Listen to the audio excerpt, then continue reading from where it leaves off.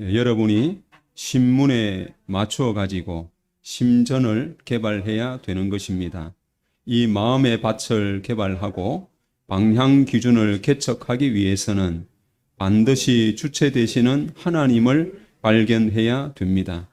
그런데 주체 되시는 하나님은 모호하니까 하나님을 연결하려면 어떻게 해야 되느냐?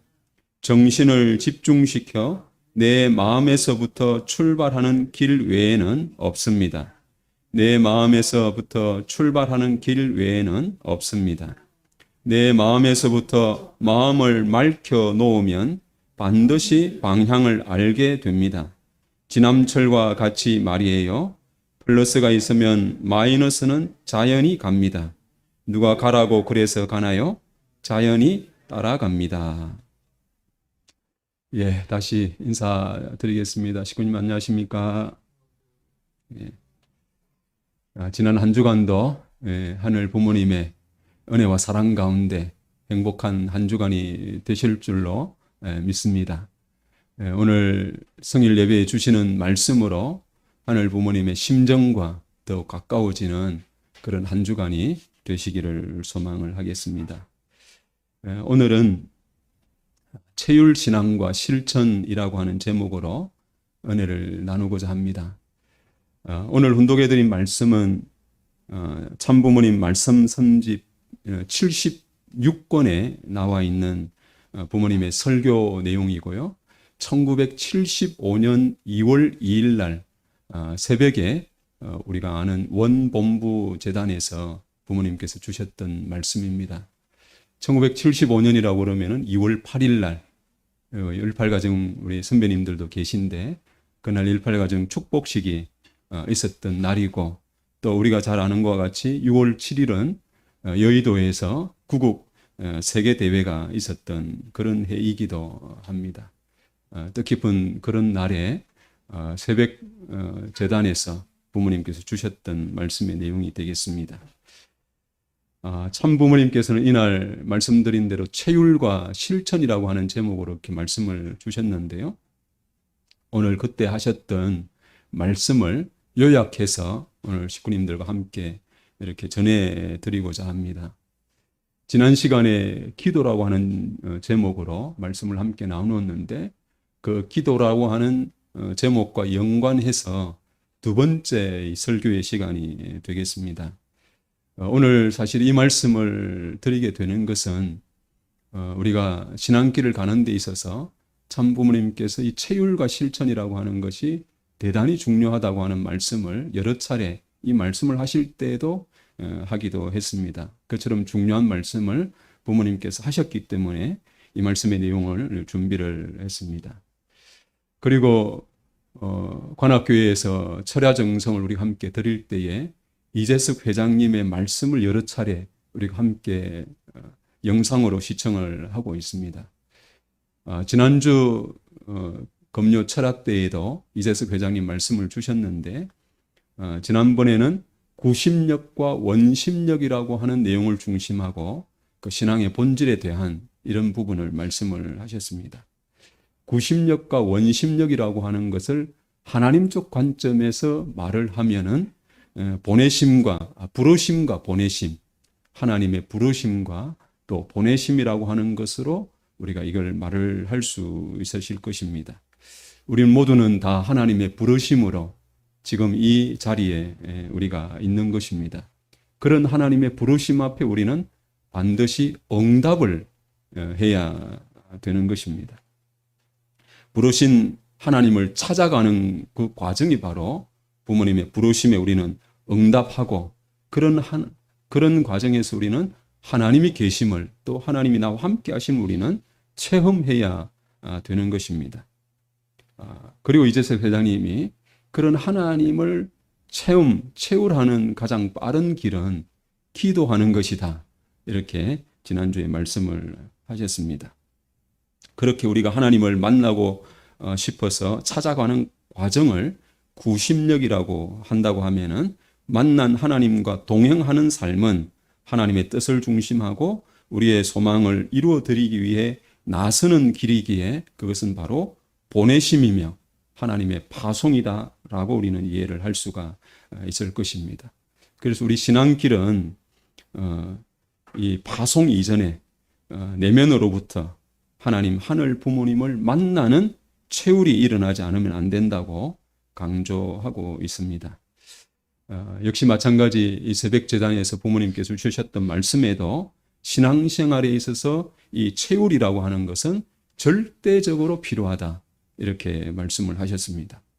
기독교 역사 400년 기간 동안 로마에 엄청난 박해가 있었고 때로는 사자들에게 몸을 던지어 희생당하는 그런 엄청난 역사 가운데서도 거기에 좌절하지 않고 꿋꿋하게 그들이 신앙을 지켜왔던 것은 그들 가운데 체율적인 내용이 있기 때문이다 라고 부모님은 말씀을 하셨습니다.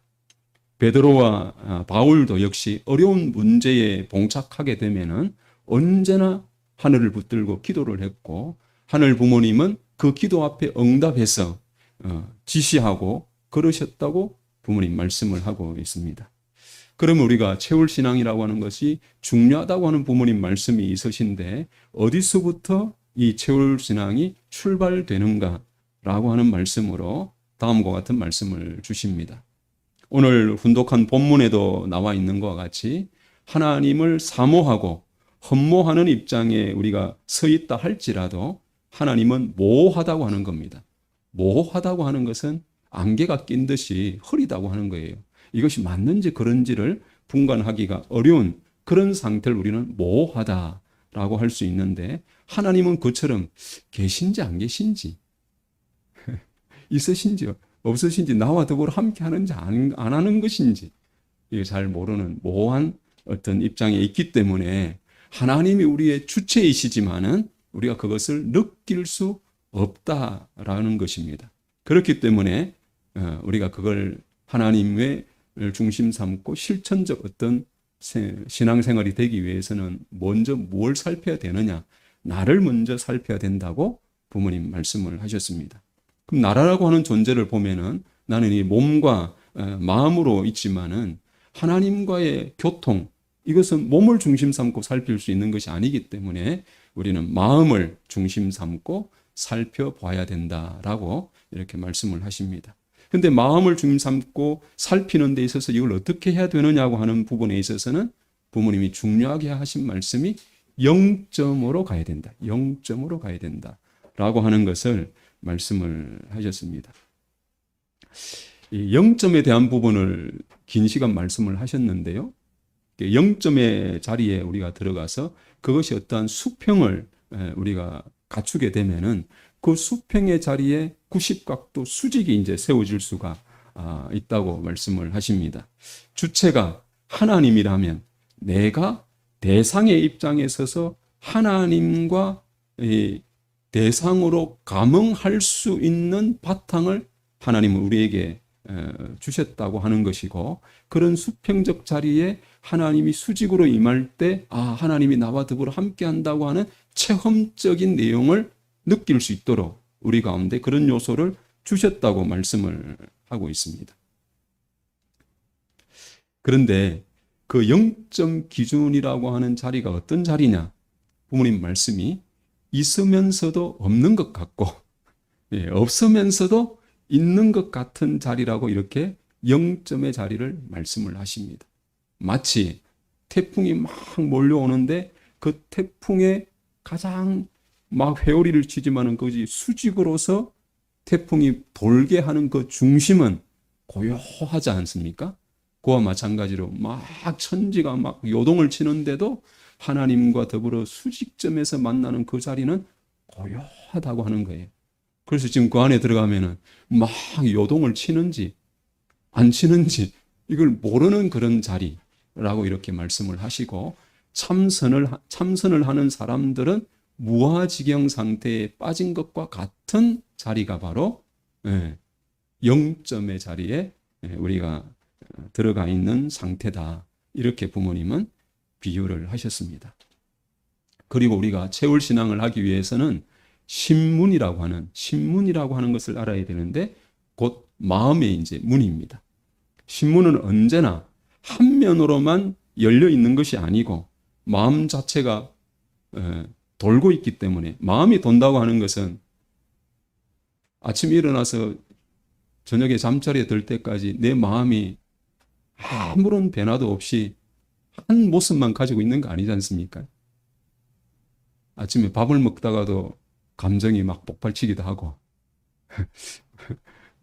뭔가 큰 결심을 해서 집을 나섰다가도 누군가를 만났을 때는 또 마음이 바뀌기도 하고, 그렇게 조석지변으로 바뀌는 것이 우리의 이제 마음이지 않습니까? 그것을 아버님께서는 마음이 운행한다, 돈다고 하는 거예요. 그래서 한 면만으로 마음이 나타나 있지 않다라고 이제 말씀을 하고 있습니다.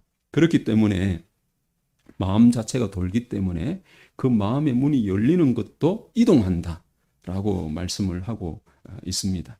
그래서 신문은 언제나 한 면으로만 열려 있는 것이 아니라 마음 자체가 돌기 때문에 그 문이 이동한다고 말씀하시고, 그렇기 때문에 이 문을 통하지 않고는 신이 있으면 신을 중심하고 관계를 맺을 수 없는 것이다 라고 말씀하고 있습니다. 그래서 각도와 방향이 틀리게 되면 작용하지 않는다고 하는 겁니다. 하나님의 마음은 왜요? 안 들리세요? 하나님의 어떤 마음이 이 방향으로 가고 있는데 우리의 마음은 이쪽 방향으로 열려 있으면은 하나님과는 전혀 통할 수 없는 우리의 이제 입장이 된다고 하는 말씀을 이렇게 하시고 있으십니다. 그래서 우리 마음이 지금 어느 상태에 있는가, 그걸 알려고 하면은 기도를 하면 된다고 그러는 겁니다. 기도를 하면. 그래서 내가 기도를 하는 데 있어 가지고 1시에 기도하고 새벽 3시에 하는 기도하고 다르고, 오전에 하는 기도하고 밤에 하는 기도가 다르다고 하는 걸 내가 체험해야 된다고 하는 겁니다. 그럴 때에 나는 하늘 부모님과 어느 시간대에 가장 주파수가 강하게 연결되어서 통하는지를 내가 체험함으로 인해서 나는 어느 때에 마음의 문이 활짝 열린다고 하는 것을 알아야 된다라고 말씀을 하고 있습니다. 그래서 기도가 잘 되는 시간에는 하나님과 감흥의 도가 가깝다고 하는 거예요. 그럴 때 그 순간에는 하나님과 문이 방향이 일치할 수 있는 이런 상태에 놓일 수가 있고, 그렇게 잘 되는 거기에서 점점 그 세계를 더 들어가면은 우리가 문을 만나게 된다, 이렇게 말씀을 하고 있습니다. 하나님의 마음의 문과 인간의 마음의 문이 딱 맞아가지고 같이 어느 기준에 맞추어 들어가게 되면은 하나님이 느끼는 것을 그대로 우리도 체울하게 되는 길이 생길 수 있다, 이렇게 말씀을 하고 있습니다. 자, 그런 상태로 가기 위해서는 우리가 마음을 늘 닦는 생활을 해야 되는데, 마음을 늘 닦으려고 하면은 내 마음 상태를 늘 살펴야 되죠. 우리가 청소를 하려고 하면은 어디에 문제가 쌓여 있는지, 깨끗한지 그 상태를 늘 살펴야 되는 거죠. 그냥 막 문지르기만 한다고 청소가 되는 건 아니지 않습니까? 어디에 뭐가 흠이 있는지, 뭐가 얼룩이 져 있는지, 어디가 밝은지, 내 상태가 좋은지 나쁜지, 이걸 늘 분간할 수 있어야 되기 때문에 내 마음 상태를 잘 들여다봐야 된다고 하는 것을 말씀을 하고 있습니다. 근데 우리가 착각하는 것이, 마음과 몸을 주님 삼고 보면은 마음이 성상이고 몸이 형상이고, 마음이 하늘 편에 있으면은 몸은 사탄이 주관하는 내용이 있기 때문에 마음은 늘 선하다, 이렇게 우리가 생각할 수 있지만은 마음 그 자체도 선하지 않다고 하는 것을 말씀하고 있습니다. 우리가 타락한 결과로 말미암아서 이 마음도 악한 마음권에, 또 악한 사탄권에 감염된 마음을 가진 사람도 있고, 또 선한 권내에 있는 마음을 가진 사람도 있다라고 이렇게 말씀을 하고 있습니다. 그래서 마음을 닦아가지고 영점을 어떻게 찾느냐, 마음의 문을 어떻게 맞추느냐 하는 것이 바로 우리 신앙생활에 있어서 가장 중요한 문제다, 이렇게 부모님은 이때 말씀에서 중요하게 하셨습니다. 신앙생활에서 마음문이 열리는 때를 알아서 하늘의 마음문과 어떻게 맞추느냐, 어떻게 일치시키느냐, 이것이 바로 우리 신앙생활에 있어서 가장 귀한 내용이다라고 하는 말씀을 하시고 있습니다. 그렇기 때문에 그 코드를 맞추기 위해서 내가 하늘과 잘 통하는 시간대를 알고 그리고 그 세계를 점점 깊이 들어감으로 인해서 어느 순간에 폭발하듯이 하나님의 어떤 심정적인 부분이 강하게 느껴지는 그 세계를 놓치면 안 된다는 거죠. 그래서 그 자리에 들어가지고 그런 교감의 정도를 강하게 하게 되면 어느 순간에 하나님의 마음의 문과 내 마음의 문이 완전 일체돼 가지고 하나님이 느끼시는 걸 그대로 느낄 수 있는 심정세계로 들어가야 된다. 이렇게 말씀하고 있습니다. 그런데 채울이라고 하는 것은 부모님이 4단계로 이렇게 말씀을 하고 계시는데 먼저는 암시의 단계가 있고 그 다음에 몽시, 그 다음에 계시나 지시를 받고 그 다음 단계가 최종적인 것이 묵시의 단계로 4단계로 말씀을 하고 있습니다. 암시라고 하는 것은 내가 길을 무심코 쏙 가는데 어떤 좋은 집 담백에 앉아있던 새가 날아가는 것을 보았을 때 새는 날아갔지만은 퍼득 새가 날아가는 그 자체를 보게 될 때 마음에 뭔가가 떠오르는 순간적으로 그 순간에 새는 날아갔는데 내 마음에 뭔가 떠오르는 그런 것을 우리는 암시다 이렇게 말한다고 하시는 겁니다. 그래서 암암리에 무엇인가를 통해 가지고 내가 그것을 가르쳐주는 이런 일이 벌어지게 된다고 하는 겁니다. 그래서 그런 과정을 통해 가지고 또는 우연한 사람과 어떤 말을 주고받다가 문득 뭔가를 깨닫게 되는 이런 내용들을 부모님은 암시다라고 이렇게 말씀을 하고 있습니다. 그런데 이것이 점점 그 횟수가 많아지는 과정들을 겪게 되는데 그럴 때마다 그것을 흘려보내지 말고 늘 기록을 해서 그것이 과학적인 데이터 접근을 통해 가지고 이런 일이 일어났을 때 내가 앞으로 어떤 일이 벌어지는 거라고 하는 것을 연결시켜 가지고 그것을 데이터로 축적하는 과정을 우리는 가져야 된다라고 이렇게 말씀을 하고 있습니다. 몽시는 내가 꿈 가운데 만약에 어떤 노래를 했는데 그때 꿈에서 나는 노래한 것 같은데 어느 순간에 내가 현실 상황에서 그 노래를 하더라고 하는 겁니다. 때로는 어떤 누구하고 꿈에서 이런 대화를 나누었는데 그 대화가 어느 날 누군가를 만나서 똑같은 대화를 하고 있는 나를 발견하게 된다고 하는 거예요. 그릇과 같은 것을 몽시다라고 이렇게 말씀을 하고 있습니다. 그것은 영적 차원의 어떤 내용이 내 마음 상태하고 공명이 되어가지고 마치 그런 세계로 들어가는 것을 이렇게 몽시다 이렇게 말씀을 하고 있습니다. 하나님이 계신다고 하면 그 하나님이 어디에 계시느냐? 마음을 통해 나타난다고 말씀하십니다. 그래서 기도를 하게 되면은 하나님과 기도하는 것 같지만은 실상은 내 마음하고 이야기하는 것을 기도라고 말씀하고 있습니다. 그래서 마음하고 공명되는 현상이 우리가 벌어진다고 하는 거예요. 내 마음 깊숙한 곳으로부터 대화를 나누는 상태를 우리는 기도하는 것이라고 이렇게 말씀을 하고 있습니다. 그렇게 되면은 마음속에서 말하는 것을 내가 듣는다고 하는 거예요. 마음에서 뭔가 말하는 것을 내 귀로 듣게 되는 상황이 이제 펼쳐진다고 합니다. 그런 경지까지 우리가 이제 발전에 들어가야 된다고 말씀을 하고 있습니다. 이런 과정을 통해 가지고 많은 어떤 체험적인, 체울적인 우리의 경험들이 쌓여 가지고 그것을 통해 가지고 마지막에는 어떻게 되느냐? 그런 과정을 통해 가지고 언제나 우리가 마음에서 우러나오는, 마음에서 나오는 소리에 귀를 기울이는 이런 생활이 이제 우리가 되어야 된다고 말씀을 하고 있습니다. 그래서 신앙하는 사람의 이 태도 중에 중요한 것 중 하나가 모든 것이 나와 더불어 관계되어 있다고 하는 생각을 먼저 가져야 된다라고 말씀하고 있습니다. 그냥 무심결에 다른 사람이 말하는 것도 흘려버리고 그러는 것이 아니라 나를 중심 삼고 일어나는 모든 일들이 나와 관계되어 있다고 하는 생각을 해야 된다고 하는 겁니다. 왜 그래야 되느냐 하면은 타락이라고 하는 것을 통해 가지고 모든 것의 관계가 단절되어 버렸거든요. 자연도 그러고 인간과의 관계도 그러고 본연적인 신에 대한 부분까지도 모든 것이 다 절단되고 단절되어 버렸다고 하는 겁니다. 이 단절된 세계에서 우리가 다시 이것을 접속하는, 연결시키는 이런 과정이 이제 필요하다고 하는 겁니다. 두 번째 신앙자의 태도는 무엇을 찾으려고 하는 마음을 깊이 가져야 된다고 말씀하고 있습니다.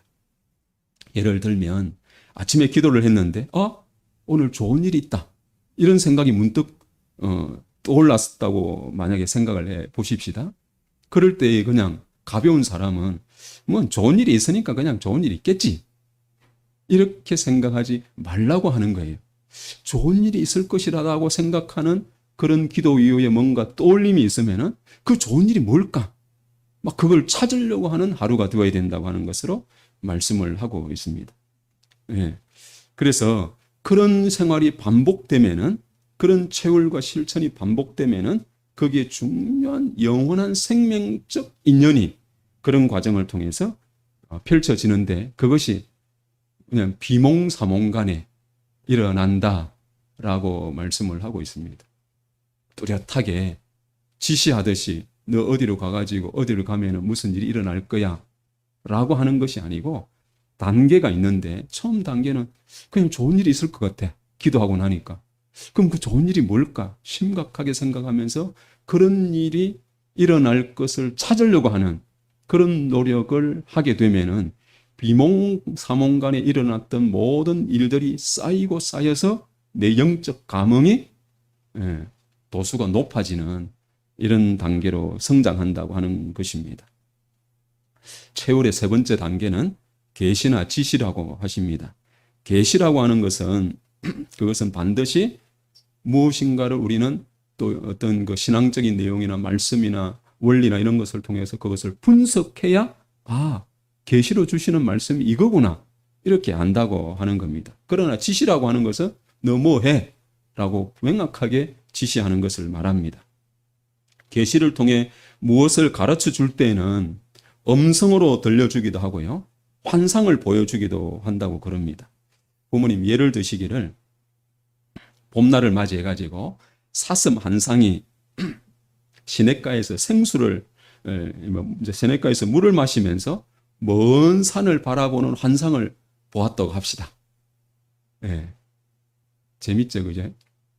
사슴 한 마리가 냇가에 와가지고 물을 먹고 먼 산을 쳐다보는 환상을 이렇게 봤다고 합시다. 이것이 주는 내용이 뭐냐? 부모님이 말씀하기를 뭔가 행복스러운 소망을 상징하는 것이다, 이렇게 말씀을 하셨습니다. 그런 환상을 계시적으로 받았을 때 뭔가 행복한 일이 소망과도 같이 찾아올 거구나, 이렇게 계시한다고 이렇게 말씀을 하고 있습니다. 이런 내용들이 왜 내 가운데 일어나느냐, 그런 것들을 통해서 그냥 흘려보내지 않고 뭔가 앞으로 내 가운데 기쁘고 행복할 일이 다가올 것이라고 하는 것을 생각하고 그 때를 기다리면서 그런 일이 일어났구나, 그러면은 점점 거기에 대한 감흥이 내가 커지게 되는 것이죠. 그런 것을 통해서 내 마음의 밭, 심전을 개발할 수 있도록 하나님은 그렇게 계시하신다라고 이렇게 말씀을 하십니다. 그리고 체울의 네 번째 단계는 묵시의 단계입니다. 이는 하루 종일 영계에 들어가서 체험을 한다든지 저 나라의 세계, 즉 영계의 세계가 어떻다고 하는 것을 전부 지상에 있으면서 체험적으로 다 아는 단계, 그게 바로 이제 묵시의 단계다라고 합니다. 하나님에 대한 생활적인 감정까지도 도달하는 이제 단계입니다. 참 부모님께서 참 마지막에 귀하게 하셨던 말씀 중에 하나가 가고 오고 먹고 자고 좋고 나쁜 전체를 하나님과 더불어, 하늘 부모님과 더불어 하자라고 하는 이 말씀을 주셨는데, 이 묵시의 단계가 곧 그와 같은 말씀이 실현된 단계라고 우리는 이해를 할 수 있을 것 같습니다.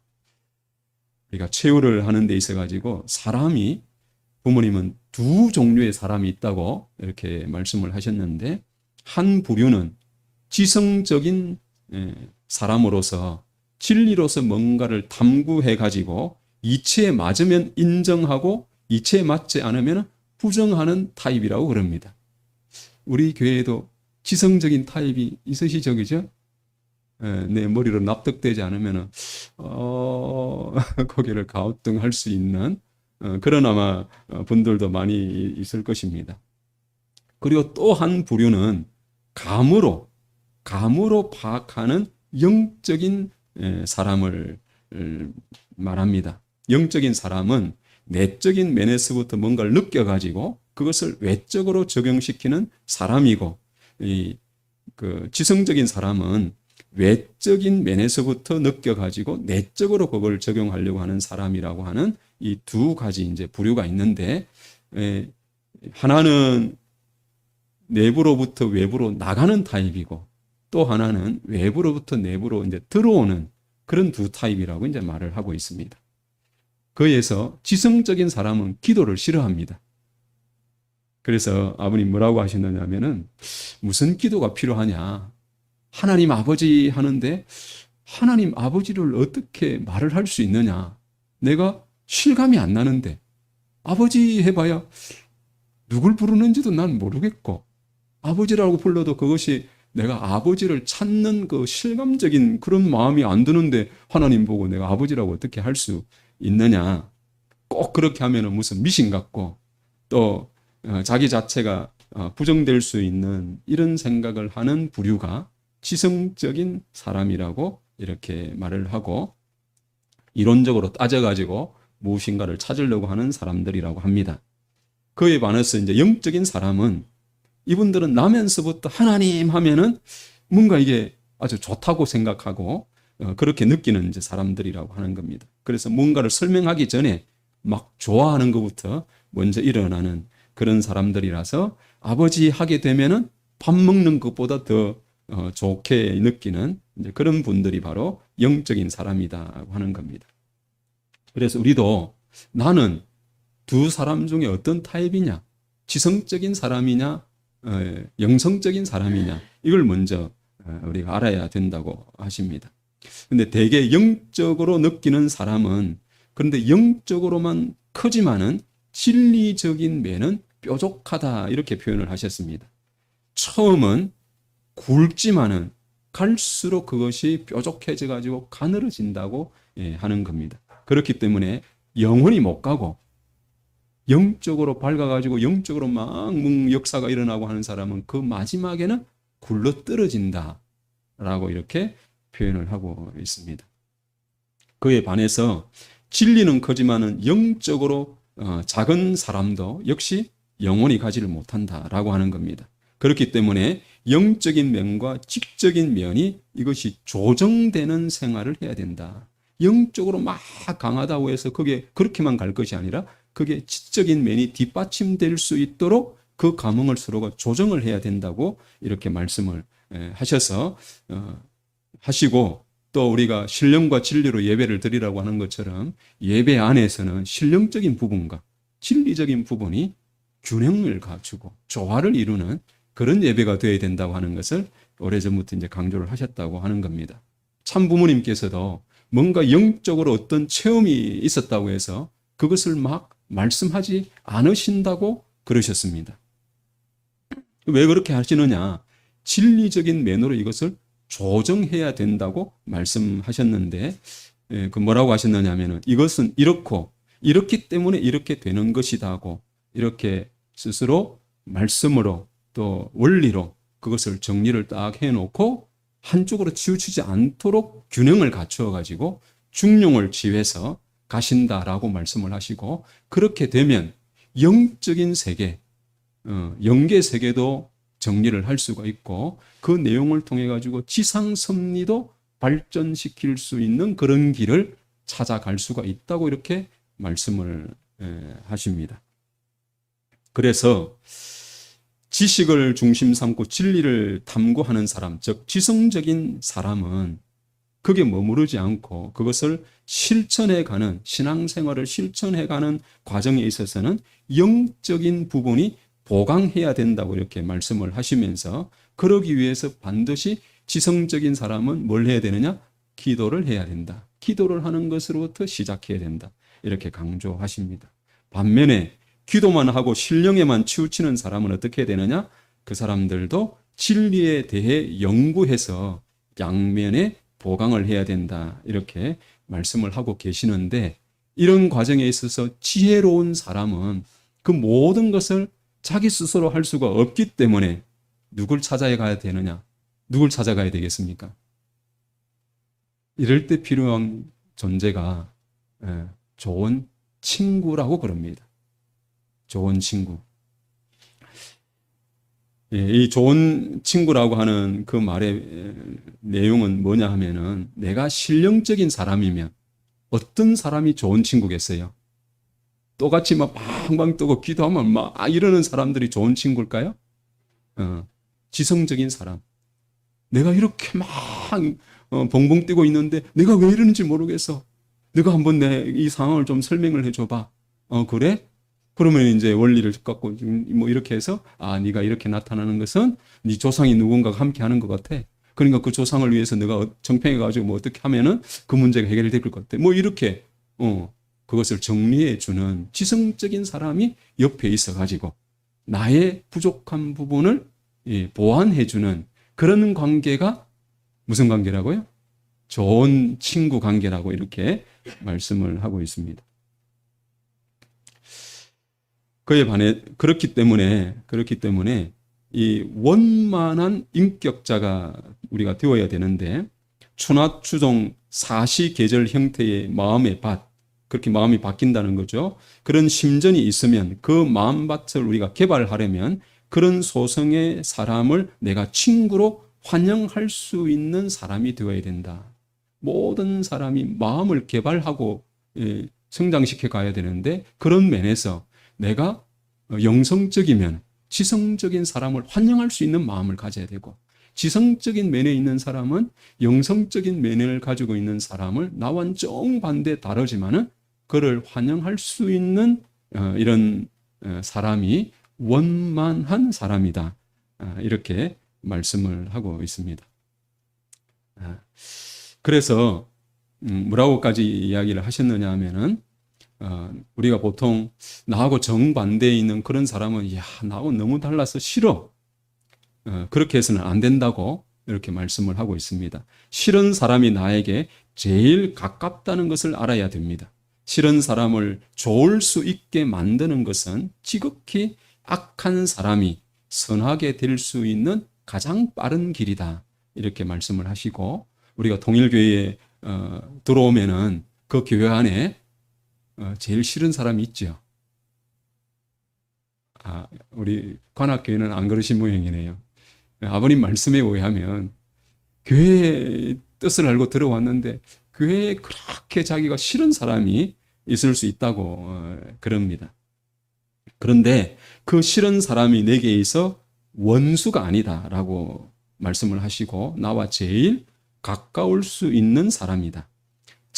참의 길을 개척하는 데 있어서 그 사람이 제일 가까울 수 있는 친구가 될 수 있는 사람이 될 수도 있고, 또는 제일 가까울 수 있는 원수가 될 수도 있다고 이렇게 말씀을 하고 있습니다. 그래서 영적으로 느낀 것을 진리로 소화시킬 수 있는 기반을 닦아야 되고, 진리적인 면, 지성적인 면의 사람은 그 지성적인 면에 영적인 신령적인 면을 보강할 수 있는 체율적인 기반을 닦아야 한다라고 이렇게 말씀을 하시면서, 자기 혼자서는 힘들기 때문에 반드시 자기와 상대적인 소성을 가진 사람을 친구로 삼든가 스승으로 삼아서 지도를 받고 협조를 받아 나가는 것이 제일 바른 길이다. 이렇게 말씀을 하고 있습니다. 그리고 참부모님께서 이 체율과 관련해서 뭐라고 말씀을 하셨느냐 하면은, 많은 사람의 체험을 들으라고 이렇게 가르쳐 주셨습니다. 그런데 들어가지고 남이 말한 것을 비판하지 말라고 이렇게 하셨습니다. 왜냐하면은 비판하는 것은 사탄 편이 되든가 하늘 편이 되든가 둘 중에 하나를 결정하는 것을 뜻한다고 하는 겁니다. 나의 비판으로 말미암아서 그 사람이, 어떤 무리가 하늘 편으로 가든가 아니면 사탄 편으로 쪼개지는 그런 입장 가운데 될 수가 있다. 그래서 비판하는 이 비판으로 인해서 사탄편과 하늘편을 완전히 갈라놓는 입장이 된다고 하는 겁니다. 그래서 비판하는 것은 내가 발전하는 데 있어서 암적인 것이다. 이렇게까지 말씀을 하셨습니다. 왜냐하면 사탄 편이 됐던 녀석이 하늘 편에도 우리가 갈 수 없고 하나님 편에 있던 사람이 사탄 편에도 갈 수 없는 일이 비판으로 말미암아 이루어진다고 하는 겁니다. 우리 인간 생활에 있어서 가는 데는 절대 우리가 신앙길이 직행으로 곧장 가지 않는다고 하는 겁니다. 우리가 가는 신앙길도 오르락 내리락 하는가 하면은 좌우로 지그재그로 이렇게 가는 신앙길이라고 하는 거예요. 때로는 신앙이 공공해서 비원리적이라기보다도 해서는 안 된 일을 또 그런 자리에 흙을 묻히는 모습도 있는가 하면은 때로는 그것을 팍팍 문질러 가지고 깨끗한 모습을 갖추려고 노력하는 우리의 신앙길도 있다고 하는 겁니다. 3일 금식, 7일 금식을 하면서 막 불같이 하는 내 신앙이 있었는가 하면은 어느 때는 고요한 가운데 이거 조금 쉬어야지 하고 이렇게 여행을 다니고 이런 내 신앙도 있다고 하는 거예요. 그런데 그렇게 다니면 안 돼 하고 막 그렇게 하는 사람이 무슨 통일 교인이야 하고 선을 꺼놓으면은 두 번 다시 돌아올 수도 없고 스스로가 그 말을 하게 되면은 그 말에 있어서 내가 그 말을 했으니까 혹여나 내가 그런 자리에 들어가게 되면은 다시는 돌아올 수 없는 내용이 이제 되어버릴 수 있다고 하는 것을 말씀을 하고 있습니다. 그래서 비판하지 않음으로 인해서 우리가 용서를 할 수 있고 또 용서받을 수 있다. 이렇게 부모님은 말씀을 하고 있습니다. 오늘 참부모님 말씀을 통해 우리가 체휼과 실천이라고 하는 내용을 중심 삼고 우리가 체휼하기 위해서는 부모님은 기도해야 된다고 말씀을 하고 있습니다. 그리고 이 기도는 집중하는 자리에 들어가야 되고 그 집중하는 자리를 통해서 우리가 영점에 찾아 들어가야 된다고 하는 것을 가르쳐 주고 있습니다. 그리고 그 체휼에만 머물지 말고 그것을 지성적인 측면에서 실천하는 신앙길을 통해 가지고 영적이고 또 지적인 면이 조화, 균형을 이루어야 한다고 부모님은 말씀을 하시면서 그런 길에 있어 가지고 친구가 절대적으로 필요하다라고 하는 것을 말씀을 해 주셨습니다. 우리 간학교회 식구님 모두는 상호간에 영적인 측면 또는 지적인 측면으로 서로 보완해주는 친구 또는 식구가 되어가지고 하늘 부모님의 임재와 동행을 체휼하며 실천적인 삶으로 하나님의 나라를 확산시키는 우리 주인들이 모두 되시기를 참 부모님 이름으로 축원드립니다. 아주 보고 올리겠습니다. 고맙고 감사하신 하늘 부모님, 천지인 참 부모님, 오늘은 천일국 10년 철력 12월 24일 2023년 1월 15일에 아버지 성일의 한 날을 맞이해서 이 관악재단의 사랑하는 형제 자매들, 식구들이 한 자리에 또 축복 가정들이 한 자리에 찾아와서 아버지 오늘은 참 부모님께서 1975년 2월 2일 원본부재단 새벽 시간에 주셨던 말씀 실천과 체휼과 실천이라고 하는 제목의 말씀을 함께 되뇌어 보는 귀한 시간을 가졌습니다. 오늘 우리의 신앙길은 참 부모님을 만나는 자리고 그 참 부모님이 나와 더불어 함께하고 계신다고 하는 체험적 아버지 체휼적 자리를 우리가 가지 아니하고서는 때로는 우리가 어려움에 노출되어 그것에 좌절할 수도 있고 내한테 찾아온 어떤 시련 가운데 우리가 무너질 수도 있는 저희가 될 줄로 아옵니다. 그렇기 때문에 과거 아버지 기독교인들이 로마의 핍박 가운데서도 그들이 굳건한 신앙을 지켜왔던 것처럼 오늘 저희가 아버님을 체휼적으로 만나는 자리를 우리는 찾아 들어가야 되겠사오니 그 자리를 통하여 한없이 나를 붙드시고 나와 더불어 함께 하시는 하늘 부모님이 계시다고 하는 사실 앞에 저희들은 외롭지 않는 이 길을 가고 있다고 하는 아버지 삶의 감동을 일으키는 모두가 되게 인도하여 주시기를 간절히 빌고 원하옵니다. 그래요 아버지, 내 스스로가 살아가는 삶이 아니라 아버지와 더불어 살아가는 삶이요, 내가 받는 고통이 나만의 고통이 아님을 알 때에 우리는 더없이 기쁜 자리를 아버지 경험하게 될 줄로 아오니, 사랑하는 하늘 부모님, 우리가 그 자리를 잃지 않도록 이 관악재단의 모든 축복가정 식구들을 붙들어 주시기를 간절히 빌고 원하옵니다. 또한 참 어머님과 더불어 함께 하시는 참 아버님을 우리가 헤아려 드리게 인도하여 주시고, 참 부모님을 통하여 하늘 부모님의 아버지 귀하신 그 삶과 아버지 역사를 통해 구원 섭리를 펼쳐 오셨던 그 내용들을 헤아리면서 저희가 아버지 기쁜 신앙길을 가는 모두가 되게 이끌어 인도하여 주시기를 간절히 빌고 원하옵니다. 이제 음력으로 철력을 중심 삼고 2023년 천일국 11년의 새해가 이제 머지않아 참 부모님과 더불어 저희들은 맞이하게 되옵니다. 이 새해를 참 부모님께서 주셨던 말씀으로 지난해가 아버지 다 이제 물녹듯이 어려움이 사라지고 희망을 품고 살아가는 그런 소망을 갖고 출발하는 아버지의 모든 통일가가 되어줄 수 있도록 축복해 주시옵소서. 또한 이 재단에 아버지 건강이 여의치 못하여 아버지 안타까운 삶을 살고 있는 우리의 가정들이 있사옵니다. 어려움의 자리에 하늘의 깊으신 사랑의 손길이 찾아 들어감으로 말미암아 나와 더불어 함께 하시는 아버지를 더욱 감사한 마음으로 이 때를 살아갈 수 있는 식구님들이 모두 되게 축복해 주시옵소서.